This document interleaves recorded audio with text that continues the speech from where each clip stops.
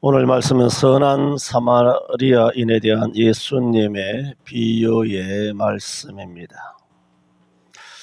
이 선한 사마리아인의 비유의 말씀은 믿는 자들에게 가장 감동으로 다가오는 말씀 중에 하나입니다. 그렇지 않습니까?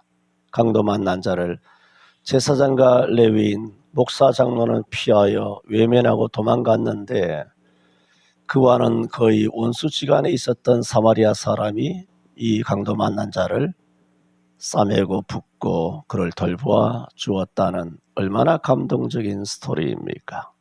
그런데 이렇게 수많은 그리스도인들에게 감동을 주는 이 비유의 말씀의 시작은 사실은 감동적인 상황에서 나온 말씀이 아닙니다.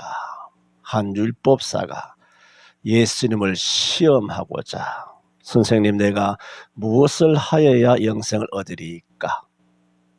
너가 율법에서는 무엇이라 말하느냐? 마음을 다하고 뜻을 다하고 목숨을 다하여 하나님을 사랑하고 또 그와 같이 내 이웃을 내 몸처럼 사랑하라 하는 것이니이다. 주님께서는 재치있게 대답하는 율법사에게 내 대답이 옳도다. 그렇게 행하라. 그리하면 살리라. 그러면 이웃이 누굽니까? 그때 그 이웃을 설명하시기 위하여 제사장과 레위인처럼 피하여 도망가고 어려운 상황에 있는 사람을 돌아보지 않는 사람은 그건 목사지 이웃이 아니라는 겁니다. 제사장이 이웃이 아니라는 겁니다. 교회의 장로가 이웃이 아니라는 겁니다. 모태신앙주일학교 출신이 이웃이 아니라는 겁니다. 핵심은 말씀대로 행하는 자. 너가 그렇게 잘 아는 율법대로 마음을 다하고 목숨을 다하고 힘을 다하여 그 말씀 기록된 대로 이와 같이 행하라. 행하면 된다. 이웃이 누굽니까? 주님께서는 그 이웃을 가르쳐 주시기 위하여 선한 사마리아인의 비유를 말씀하신 것이니 실제로 우리에게 이렇게 감동적인 선한 사마리아의 비유는 그 배경이 감동적인 상황에서 시작된 것이 아니라 말씀을 드리는 겁니다. 그러므로 가장 감동적이지 않은 상황, 예수를 시험하려고 한 상황에서 감동적인 스토리가 성경에 기록되게 되었으니 아이러니합니다. 마찬가지입니다. 선한 사마리아인의 비유의 시작이 이렇게 아이러니한 상황에서 시작되었듯이 이다지도 감동적인 이 선한 사마리아인의 비유의 말씀이 오늘 성도들에게는 그저 감동적일 뿐 성도들에게도 아이러니하게 인식되고 전달되고 있습니다. 예수님은 이 비유를 통해서 37절에 이렇게 말했습니다. 내 가로되 자비를 베푼 자니이다. 예수께서 이르시되 가서 너도 이와 같이 하라.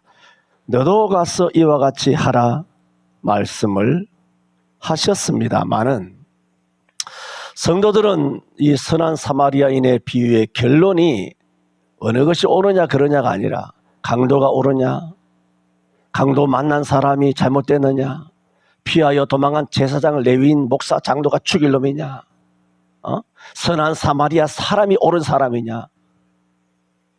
그리스도인들은 가서 너도 이와 같이 하라는 선명한 뚜렷한 단 하나의 예수님의 가르침은 온데간데 없고 강도가 어떤 놈인지, 어떤 놈이 가해자고 어떤 놈이 피해자인지, 어떤 놈이 이웃이고 어떤 놈이 아주 종교의 탈을 쓴 그런 목사 장로인지. 그러니까 아이러니하게 성도들에게 이 말씀이 전달되어 있는 겁니다.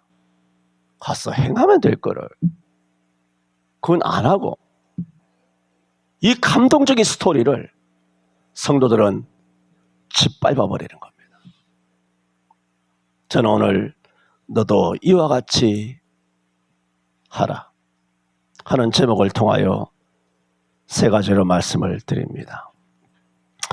먼저 드리고자 하는 말씀은 이미도 언급을 드렸던 것처럼 예수님의 이 질문에 율법사는 조금도 머뭇거리지 않고 자비를 베푼 자니이다라고 했습니다.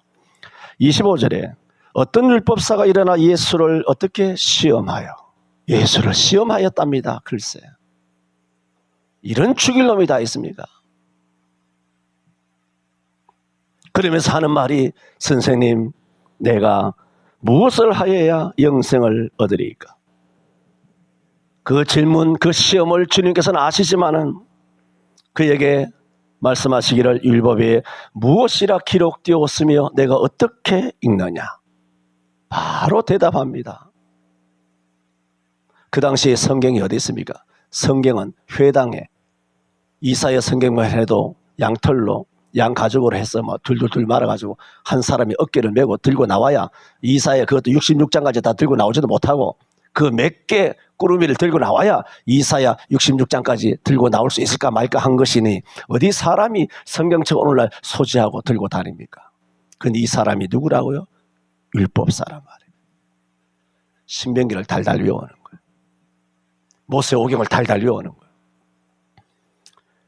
그래서 율법에 무엇이라 기록되었으며 너가 어떻게 읽느냐? 그때 27절에 율법사는 바로 대답합니다. 대답하여 가로되 내 마음을 다하며 목숨을 다하며 힘을 다하며 뜻을 다하여 주 너희 하나님을 사랑하고 또한 내 이웃을 내 몸과 같이 사랑하라 하였나이다. 너는 율법에 무엇이라 기록되었으며 내가 어떻게 읽느냐 했을 때 27절에 답한 율법사, 마음을 다하고 뜻을 다하고 목숨을 다하고 하나님을 사랑하고 이웃을 사랑하라는 말을 옆에 율법책을 펴놓고 읽은 게 아닙니다. 그대로 자기가 암송하고 있는 말을 다 예수님에게 이렇게 해야 됩니다. 율법에 이렇게 기록되어 있습니다. 나는 율법을 이렇게 읽습니다. 예수님의 질문에 바로 답이 나오는 겁니다. 그리고 선한 사마리아 비유를 다 말씀하신 다음에 마지막에 그에게 묻습니다. 36절에 내 의견에는 이 세 사람 중에, 말하자면 제사장, 피하여간 레위인, 그리고 강도 만난 사람을 치료한 선한 사마리아, 이 세 사람 중에 누가 강도 만난 자의 이웃이 되겠느냐? 또 질문하셨죠. 그러니까 37절에 이 율법사가 대뜸 답을 합니다. 가로되 자비를 베푼 자니이다. 지금 말씀드리는 것이 뭐냐면, 이 율법사는 모든 것을 외우고 있었다는 겁니다. 모든 것을 알고 있었다는 말입니다. 답은 이미 알고 있었다는 겁니다.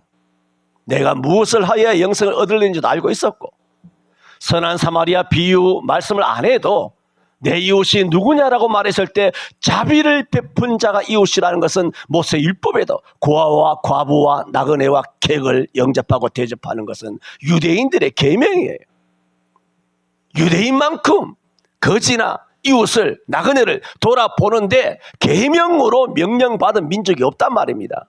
그런데 율법사가 내 이웃이 누구냐라고 했을 때 자비를 베푼 자니이다라고 하는 것은 율법에 있는 말씀이에요. 자기가 훤히 알고 있는 말씀이에요. 그래서 제가 먼저 드리고 싶은 말씀은 자기가 알고 있는 대로 행하면 되었다는 겁니다. 여러분 그렇습니다. 여러분은 모르는 게 없습니다. 뭐 교회에 와서 그냥 주의를 지켜야 합니까? 뭐 11조를 해야 합니까? 술을 마시면 안 됩니까? 답을 다 알잖아. 그런 구시대적이고 그냥 뭐 올드하고 유치한 낡은 질문으로 교회를 시험하고 목사를 시험하느냐 말입니다. 다 알고 있잖아. 헌금을 해야 되는지 안 해야 되는지, 헌금을 하면 얼마를 어떻게 해야 되는지, 주일은 어떻게 지켜야 되는지, 술과 담배에 대해서는 어떻게 해야 되는지, 간음에 대해서는 어떻게 해야 되는지, 뇌물에 대해서는, 세상의 유혹에 대해서는, 세상의 모든 악랄한 그런 문화에 대해서는 어떻게 해야 되는지 다 안다고. 오늘 본문에 예수님을 시험한 사람이 2000년 전 누가 보면 10장에 한 율법사밖에 없을까요? 저는 이걸 뭐 단언할 필요도, 뭐 이런 표현이라든가 자신한다는 표현도 정말 부끄러운 표현이지만 한국의 1,000만 그리스도인들은 다 예수를 시험하는 종족들이에요. 다 예수를 시험해요. 목사를 시험하고 교회를 시험하고 답을 알면서 충성하면 돼, 이 사람아. 순종하면 된다고. 알잖아, 답을. 뭘 몰라서 자꾸 물어. 귀찮게 40년 수십 년 동안 귀에 못이 박히게. 딱지가 안 깨서 귀가 아프다. 다 알잖아. 여러분이 더 이상 배울 게 뭐 있습니까? 하산하세요. 단지 여러분이 주일날 오는 것은 주일 성수가 하나님 말씀이고, 하나님은 예배를 받으시기 원하심으로, 명령이므로 말씀에 순종하여 예배하는 것이지, 여러분이 뭐 몰라서 교회 옵니까? 알기 때문에 교회 온 거 아니에요. 모르면 교회를 못 나오죠. 알기 때문에 헌금하는 거 아니에요. 알기 때문에 순종하는 거 아니에요. 첫 번째 드리는 말씀입니다. 예수님의 질문에 율법사는 조금도 머뭇거리지 아니하고 율법에 대하여 그가 다 이야기를 하고, 이웃이, 강도 만난 자 이웃이 누구냐 했을 때 자비를 베푼 자니이다 라고 그는 이미 정답을 알고 있었다는 말입니다. 그럼에도 불구하고 교회에 와서 목사를 시험하고 교회를 시험하고 이렇게 하나 저렇게 하나 그렇게 저울질하는 것은 영적 자해 행위입니다. 영적으로 자폐증 걸리는 인간들입니다. 두 번째, 설명도 필요 없습니다만은 이 같은 선한 사마리아인의 비유를 통하여 구체적으로 들어갑니다. 그러면 어떻게 하는 것이 자비를 베푸는 것인가? 이 비유는 그 자비에 대하여 뚜렷하게 두 가지로 말씀합니다. 32절에 31절에 보면 제사장이 그 길로 내려가다가, 그러므로 그 길로 내려가다라고 했으니까 제사장도 지금 어디로 내려가고 있습니까? 여리고로 내려간 거예요. 우리는 여리고로 내려가는 것은 범죄의 길이고 예루살렘을 올라가는 뭐 거룩한 길이고 뭐 그렇게 우리가 알레고리컬하게 이해를 해도 돼요. 하지만 제사장도 예루살렘에서 예배를 마치고 자기가 가고 싶은데 뭐 여리고로 가든가 업무가 있으면 베다니로 가든가 어디로 가든지 간에 한양에서는 북한 평양으로 가든 함흥으로 가든 북으로 가더라도 한양에서는 전부 다 내려간다 그런단 말이에요. 아시잖아요. 서울은 무조건 올라간다 그렇게 표현한단 말입니다. 우리나라 고 시조도 그렇고 원래가 그렇단 말입니다. 그러므로 예루살렘에서 내려가다, 여기서 내려가더라 하였으니 제사장은 예루살렘에서 제사라고 하는 성직을 마치고 내려가는 길인데 이 강도 만난 사람도 여리고로 내려가다가 있으므로 이게 중요한 건 아니에요. 어쨌든 내려가다가 강도 만난 사람을 본 거예요. 그때 어떻게 했습니까? 그를 보고 피하여 지나가고. 지금 뭘 설명합니까? 자비라고 하는 것을 잘 알고 있어 우리가. 지금 구체적으로 자비는 무엇인가? 이 비유를 통하여 두 가지 말씀을 드리겠다는 겁니다. 자비라고 하는 것은 어떤 행동인가? 그러므로 이것을 보고, 두 가지를 보고 여러분이 자비로운 인간인가? 아니면 율법사와 같은 인간인가? 강도인가? 아니면 종교적인 목사, 장로, 집사, 권사 이따위인가?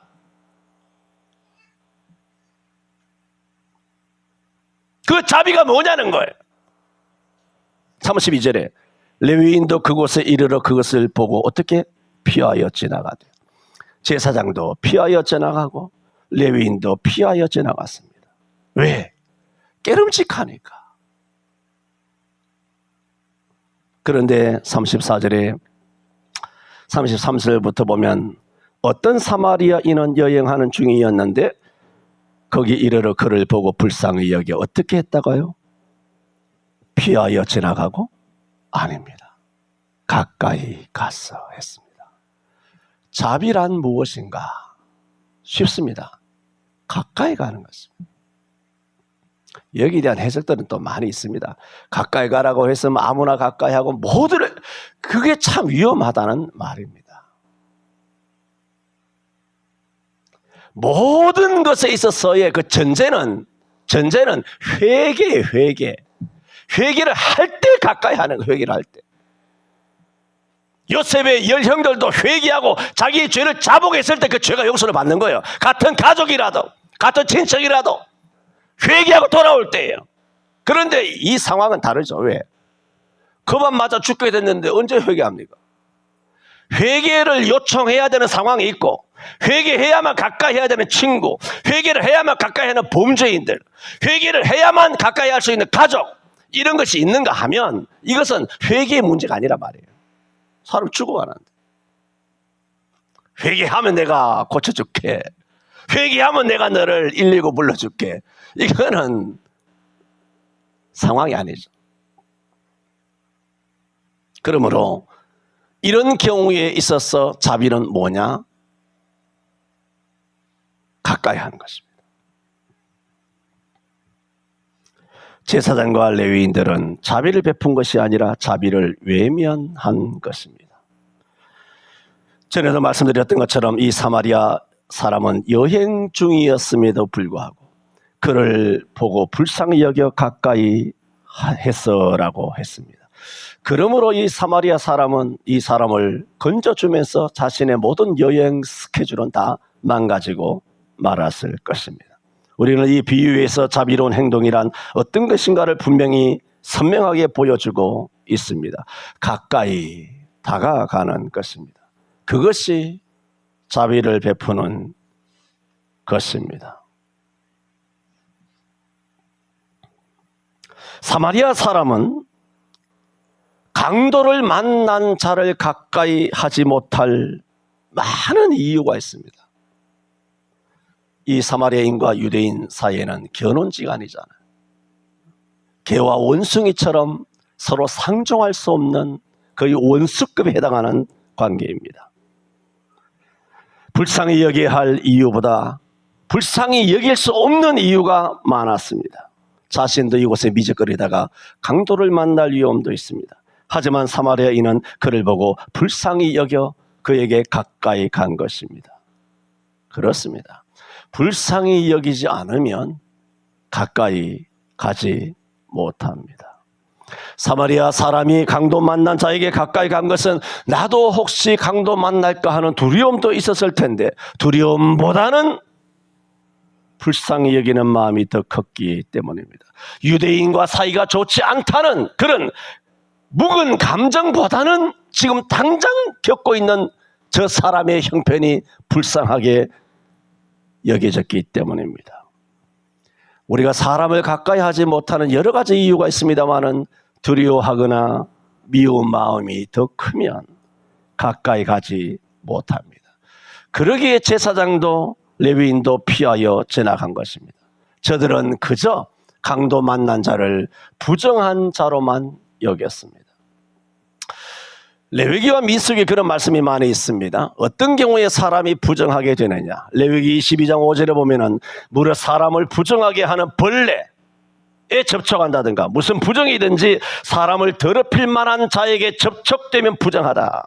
민수기 19장 13절에는 누구든지 죽은 사람의 시체를 만지고 스스로 정결케 아니하는 자. 민수기 19장 16절에는 누구든지 들에서 칼에 죽이온 자나 시체나 사람의 뼈나 무덤을 만졌으면 7일 동안 부정한다.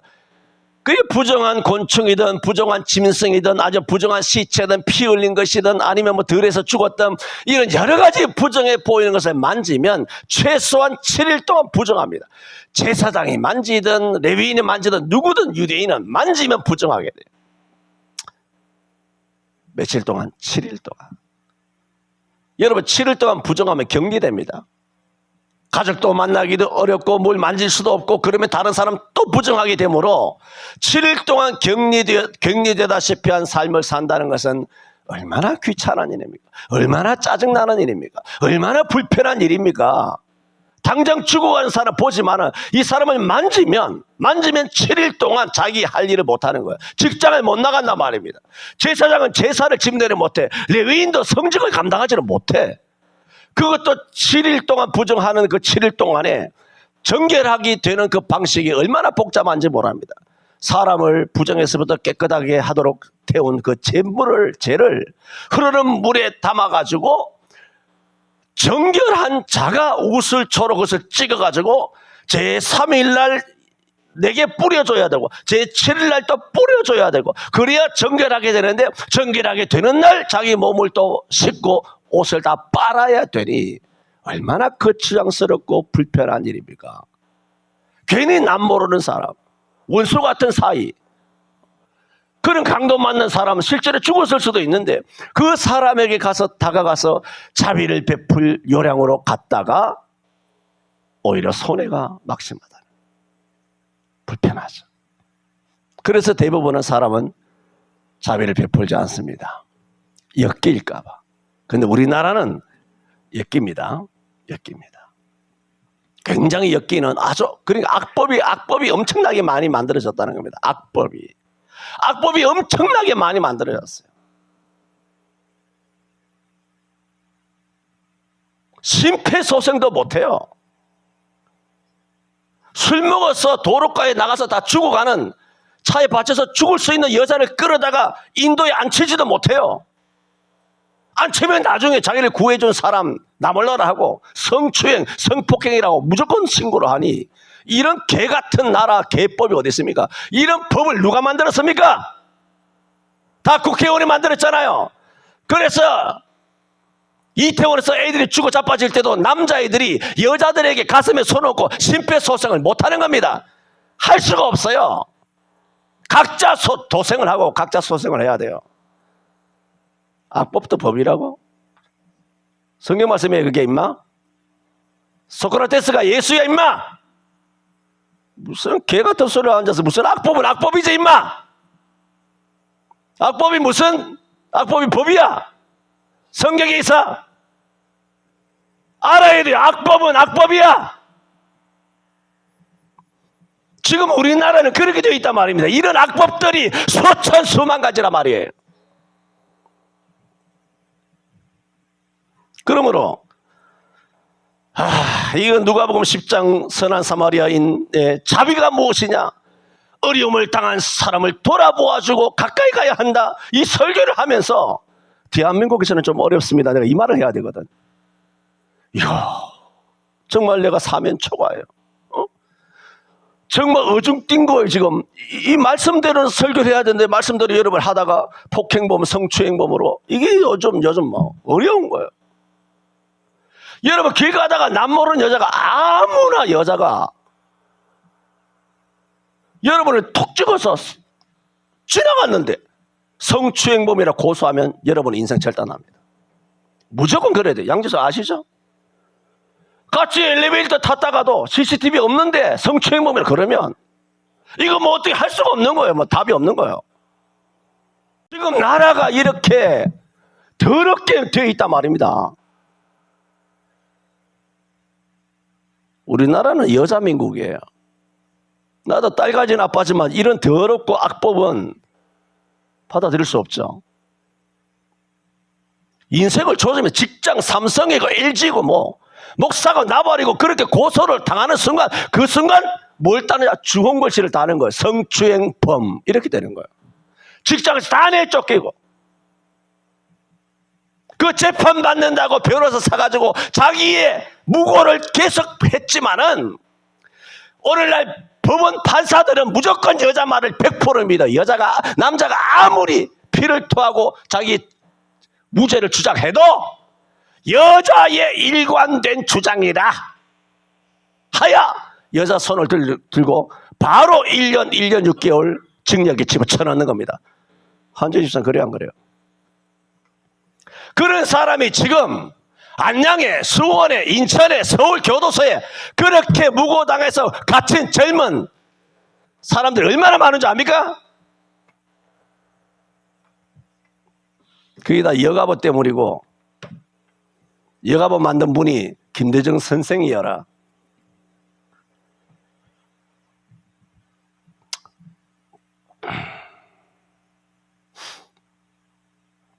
어쨌든 제사장과 레위인은 당장 죽어가는 사람보다 교회의 제도, 또 모세의 율법, 교회의 의식, 교회법 그것이 더 중요해서 하나님 사랑과 사람 사랑하는 일보다 더 중요하게 생각한 것입니다. 생명이 중심이 되었어야 할 교회가 그런 법이 중심이 된 것입니다. 로마서 12장 15절에도 즐거워하는 자들로 함께 즐거워하고 우는 자들로 함께 울라고 했습니다. 요한일서 3장 18절에도 자녀들아 우리가 말과 혀로만 사랑하지 말고 오직 행함과 진실함으로 하자고 했습니다. 참된 신앙은 입으로가 아니라 행동으로 가까이 가야 합니다. 이것이 오늘 예수님께서 뭘 말씀하십니까? 그것이 자비의 특성이라는 겁니다. 가까이 가는 겁니다. 가까이. 미우면 함께 있지 않잖아요. 멀어지는 겁니다. 그래서 예수님이 우리와 어떻게 하신다? 임마누엘 하시는 거죠. 함께. 원수인데 죽일 놈이잖아 우리가. 원수인데 주님께서 임마누엘 하신 것이죠. 그러므로 첫 번째는 뭐냐? 가까이입니다. 예수님도 하늘 보좌를 버리시고 우리에게 가까이 오셔서 우리 가운데 거하신 것처럼 자비의 첫 번째 행동은 가까이입니다. 두 번째는 이 선한 사마리아 사람이 가까이 간 다음에 34절에 어떻게 했습니까? 기름과 포도주를 그 상처에 붓고 싸매고 자기 짐승에 태워 주막으로 데리고 와서 돌보아주고 그렇게 말했어요. 그게 뭘까요? 가까이 간 다음에 이게 눈으로 이렇게 쭉 살펴보니까 이거 죽겠구나. 눈으로 보고 확인만 하고 집으로 갔습니까? 아닙니다. 핵심은 뭡니까? 기름과 포도주를 상처에 붓고 싸매고 자기가 타고 가던 여행길에 내가 말이든 뭔 짐승이 있었겠죠. 그 짐승에 태워서 가까운 주막에다 데려다 주고 그리고 주막 주인에게 말하기를 2데나리온을 주고 하는 말이 내가 갔다가 다시 돌아올 동안에 비용이 부비가 더 발생하면 그것도 내가 갚겠다. 이게 뭐라고요? 자비니까. 이 강도 만난 자의 이웃이 누구냐? 이 선한 사마리아인 자비를 베푼 자니이다. 너도 이와 같이 하라의 두 번째가 뭘까요? 이 선한 사마리아인이 가까이 갔다가 두 번째 한 행동이 뭘까요? 돈을 준 것입니다. 물질이 함께 가지 않는 것, 포도주를 제공하고 기름을 제공하고 2데나리온을 주고 나중에 이 사람 돌봐달라고 해놓고는 부비가 비용이 더 발생하면 이 사람에 대한 비용을 내가 갚겠다. 이 모든 담당을, 이 채무를 내가 지겠다. 뭐가 들어갔습니까? 물질이 움직이는 겁니다. 100%입니다. 마태복음 7장 14절인가요? 너희가 누구든지 대접을 받고자 하는 대로 너희도 남을 대접하라 그랬어요. 마태복음 25장도 마찬가지 아닙니까? 내가 먹을 것이 없었을 때 너희가 먹을 것을 주었고 목말랐을 때 마실 것을 주었고 내가 나그네 되었을 때 너희가 나를 영접하였고 내가 헐벗었을 때 입을 것을 주었고 내가 병들었을 때 너희가 나를 돌아봤고 내가 갇혔을 때 너희가 나를 찾아보았느니라. 그게 뭔가요? 입인가요? 시선으로 확인인가요? 확인? 저 사람 불쌍하구나. 확인, 저 사람 병들었구나. 그게 아니라 실제로 물질이 움직이는 겁니다. 그것이 교회를 통하여 여러분 선교하잖아요. 교회를 통하여 구제를 하지 않습니까? 구제 헌금 올리지 않습니까? 그런 것들이 우리 교회도 마찬가지예요. 구제나 선교로 그렇게 제공되는 그 방법도 교회를 통하여 하는 방법이 맞죠. 또 한편 여러분이 실상생활에서 살다 보면 교회에 드린 무슨 구제나 선교나 장학이나 이런 하나님께 드림으로 교회를 통하여 하는 모든 구제나 자비를 베푸는 그런 행위 이외에 실생활에 더 뭔가 주변의 사람 봤을 때 도와주어야만 되는 그런 어려움에 처한 사람이 있단 말입니다. 근데 저는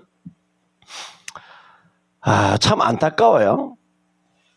옛날에 내가 32절 결혼하기 전 28에 결혼했지만 교육전도사가 되면 교회에서 선물들이 많이 들어와서 학생들 중고등 청년 장로님들 교회에서 선물이 그 당시에는 양말 들어오고 장갑 같은 거 들어오고 여러 가지 많이 들어왔어. 크리스마스도 뭐든 많이 들어왔는데 교회가 그 당시 좀 컸기 때문에 그때 연말쯤 되면 시골에서 소경 목사님들, 그런 목사님들이라든가 장애인 목사님들이 올라오세요. 쭉 올라오면 평일에는 나밖에 없거든. 약 500명 되는 교회도 나밖에 없어, 교회에. 평일이니까. 그러면 물어서 날 찾는 거야.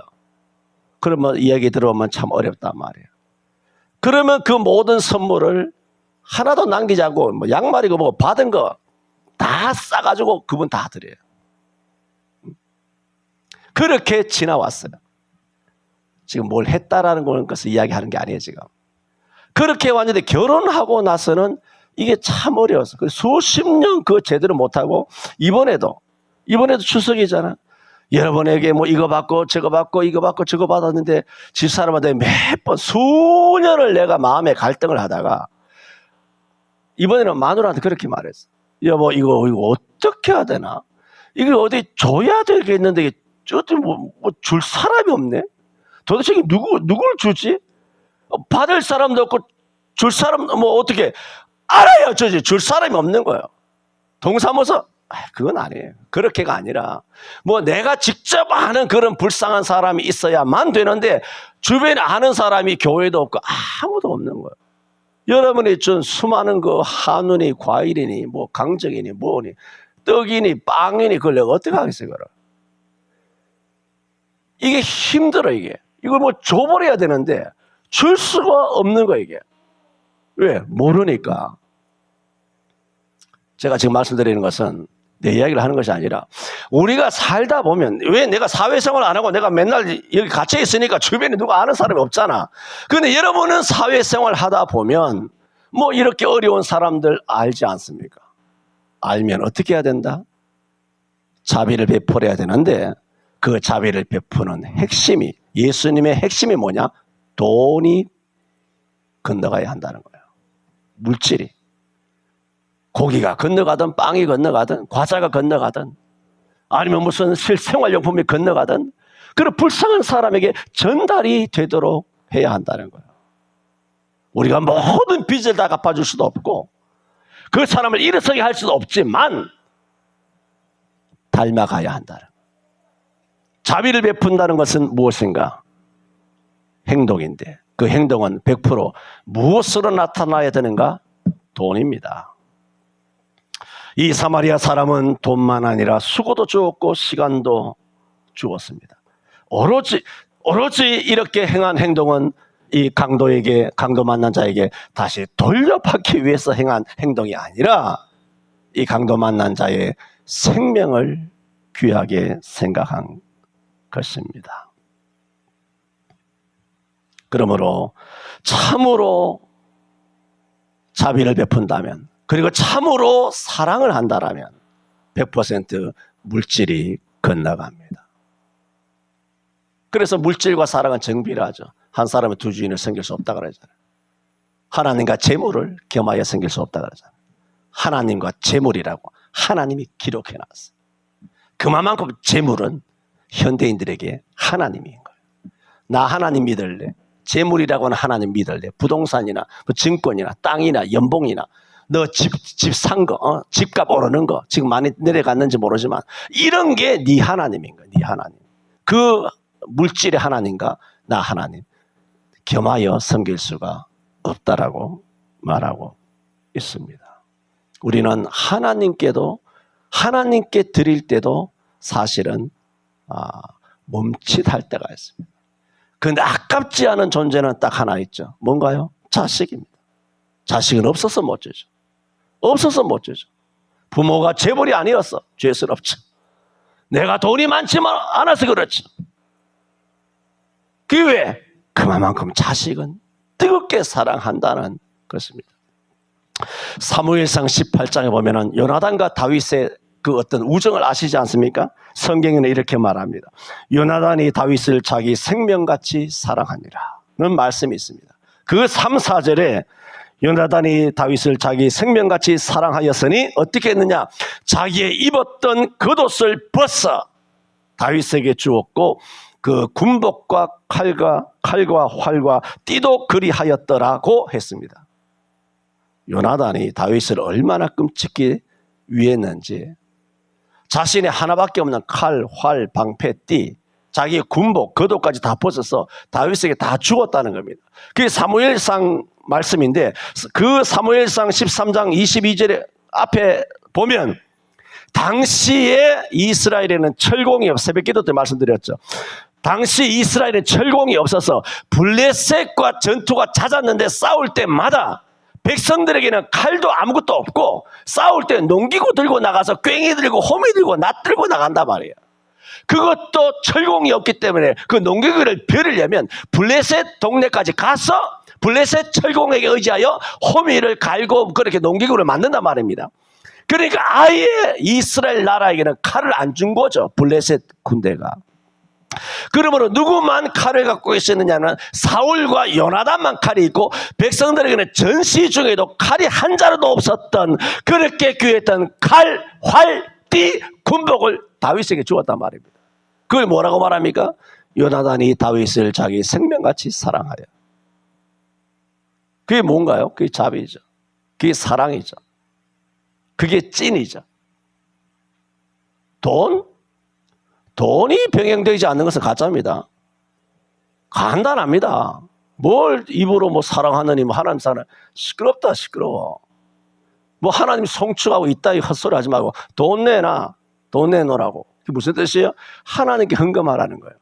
헌금을 많이 하라는 건 형편을 따라 정성껏 믿음으로 하면 될 거 아니야. 하나님 억지로 내는 것을 싫어하신다 그러잖아요. 마음을 다하여 힘을 다하여 뜻을 다하여 하나님을 사랑하는 만큼 내면 될 거 아니야. 누가 많이 하라 그래?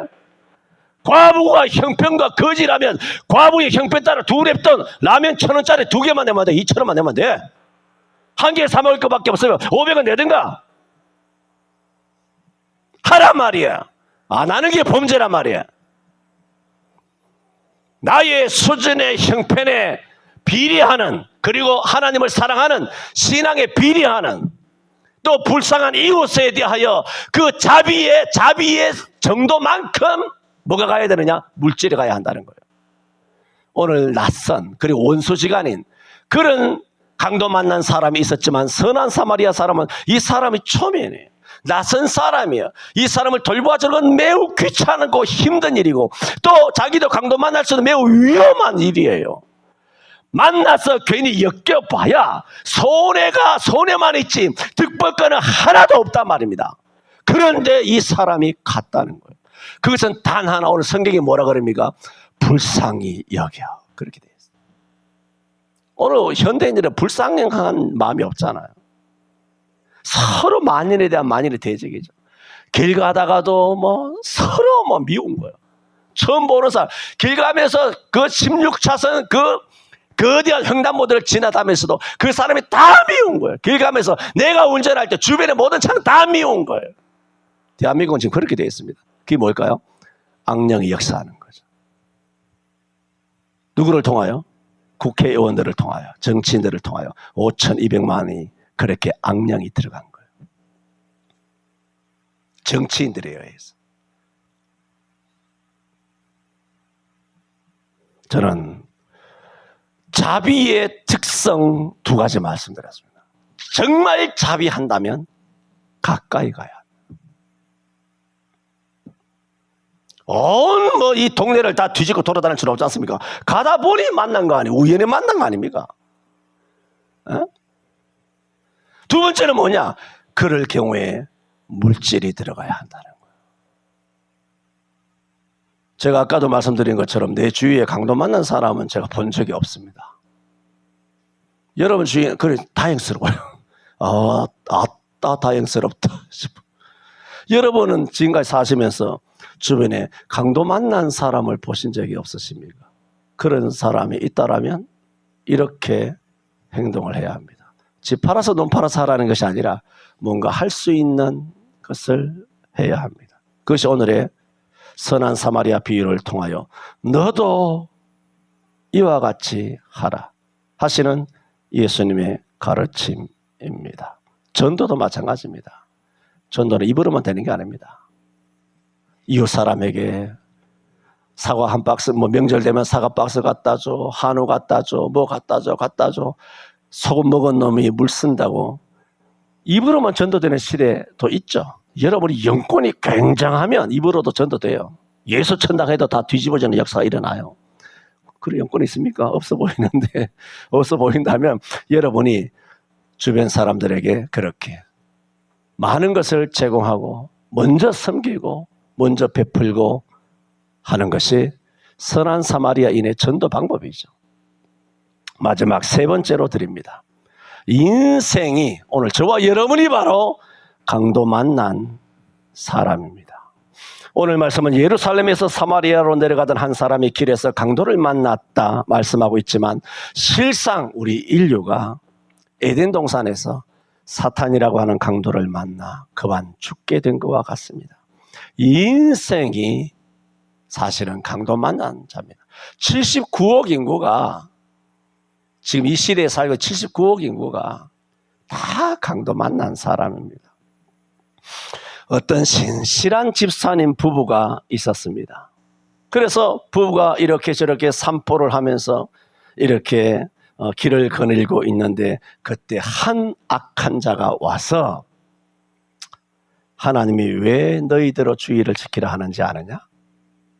11조 하라고 한 다음에 말씀에 순종하라고 하며 율법을 지키라고 했다며 왜 그랬는 줄 알아?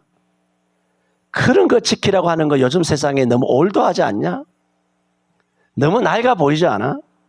그것은 사실 하나님 말씀이 아니라 목사들이 교회 크게 짓고 자기 사례비 빵빵하게 챙기려고 인간 목사들이 만들어낸 그런 말이란다 하는 말을 신실한 집사님 내외가 듣게 됩니다. 그날 이후로 지금까지 신실하게 교회에 충성하고 헌신했던 그렇게 믿음 좋은 집사님 내외가 주의를 어기기 시작했고 11조를 안 하기 시작했고 말씀에 불순종하기 시작했다는 얘기입니다. 강도 만난 것이죠. 남의 얘기가 아니고 이건 과장된 얘기가 아닙니다. 오늘 대한민국 땅에는 수두룩하게 일어나는 일입니다. 오늘날 영적인 강도는 여러분을 향하여 테러를 시도하는 영적인 강도는 여리고 길로 내려가는 데만 있는 게 아닙니다. 지금 한국 교인들은 각종 CBS를 비롯한 CTS, 각종 기독 TV와 사이비한 유튜브를 통하여 영적인 강도를 여러분이 만납니다.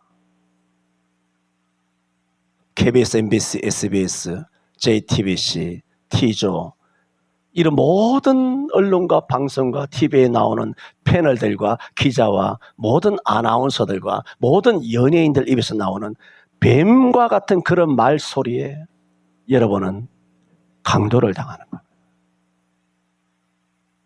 온갖 사상과 이념이. 교회 안에도 강도가 많습니다. 영상 예배해도 된다며 비대면 더 신령과 진정으로 하면 예배라며 성도를 교회에 못 나오게 한 목사들, 성도들을 교회에서 내어 쫓아버린 목사들, 성도들은 교회 갔다가 강도를 만난 것입니다. 담임 목사가 강도입니다. 농담 같습니까? 과장입니까?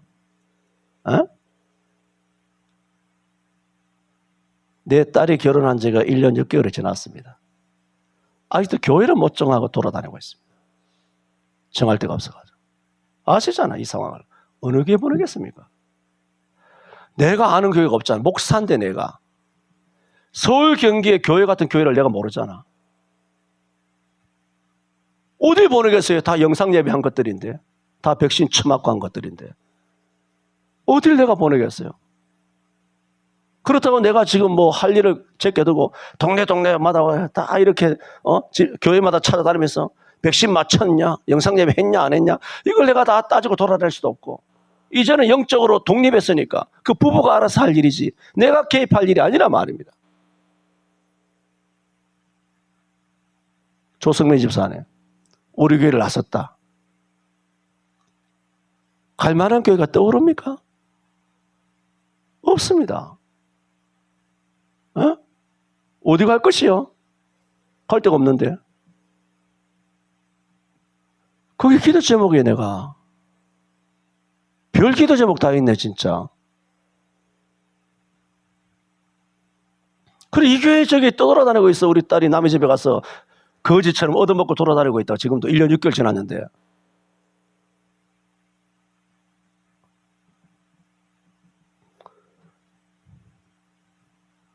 성도들은 지가 뭐 법학 박사니 의학 박사니 뭐 생물학 뭐 공학 이학 박사니 뭐니 해도 그것들은 이 인간들은 왜 그러냐면 지가 똑똑한 줄 알아요. 이게 자기들은 인간의 지식이고 목사는 영적인 지식이라고. 영계가 인간의 모든 지배하고 있다고. 영이.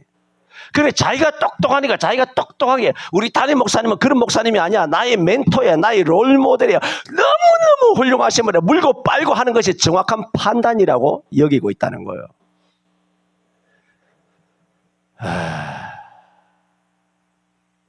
내가 아는 성경으로는 양들은 절대로 당신의 담임 목사가 정상적인지 분별할 능력이 있느냐? 1도 없습니다. 정상적인 목사를 만났다면 그건 그냥 복인 거예요. 여러분의 능력이 아니야. 그냥 복이야. 여러분도 딴교회 가서 백신 다 맞아서 이제 내일 모레 다 뒤지게 생겼어요. 어? 뭐 답이 있어? 성도들은 도저히 분별 못합니다. 저는 오늘 강도 만나 급한 죽은 우리에게 가까이 다가오셨어. 기름과 포도주를 상처에 붓고 싸매시듯 말씀과 보혈로 우리의 심령과 영혼과 육체를 치료하시며 강도 만난 우리를, 한국 교회를, 또 목사들에게 강도 만나서 교회마다 교회 바깥에 시체처럼 널브러져 있는 그의 피 흘리는 낭자가 아주 선열이 낭자하듯이 그렇게 죽어 있는 수백만 명의 강도 만난 한국 그리스도인들을 새롭게 해주시며 포도주와 기름과 말씀과 성령으로 부어서 싸매고 또 말에 태워서 하나님의 교회로 인도하여 거기서 그를 간수하고 돌아보시는 선한 사마리아인은 예수님밖에 없는 줄로 믿습니다. 이 예수님이 강도 만난 한국교회 성도들, 내가 모르는 수많은 한국교회 성도들을 선한 사마리아 되신 예수님께서 지금 전국 각지를 다니시면서 피를 토하고 쓰러져 있는 내가 모르는 수많은 성도들을 주님께서 만져주시며 건져주시기를 바랍니다. 예수님께서 어제와 같이 오늘과 내일도 교회에 나와서 예배하는 여러분을 영육간에 돌보아 주시기를 축원합니다. 기도합니다. 우리의 선한 사마리아인 되신 예수님께서 하늘 보좌를 버리시고 우리에게 가까이 오셨습니다. 돈이나 시간 정도가 아니라 당신의 생명까지라도 다 내어주시며 강도 만난 우리를 구원하시기 위하여 십자가에 못 박혀 피를 흘려 주셨습니다. 우리 범죄함을 위하여 내어줌이 되고 또 우리를 의롭다 하기 위하여 다시 살아나셨습니다. 예수님의 죽으심 십자가와 예수 그리스도의 사흘 만에 다시 살아나신 부활의 주님을 우리가 송축하며 감사를 드립니다. 우리를 건져주시니 감사합니다. 우리 교회 성도들을 지난 세월 동안 돌보아 주시니 감사합니다. 하지만 지금 한국교회는 정치계에 의해서 또한 많은 목사라고 하는 저들에 의해서 강도를 당하여서 피 흘리면서 지금 교회 안팎에 널브러져 있는 상황, 주여 오늘 주신 이 누가복음 10장에 선한 사마리아 되신 예수님께서 친히 찾아오셔서 당신의 보혈로 죽어가는 생명들을 싸매어 다시 일으켜 생명을 다시 회복시켜 주시옵소서. 예수님 이름으로 기도하옵나이다. 아멘.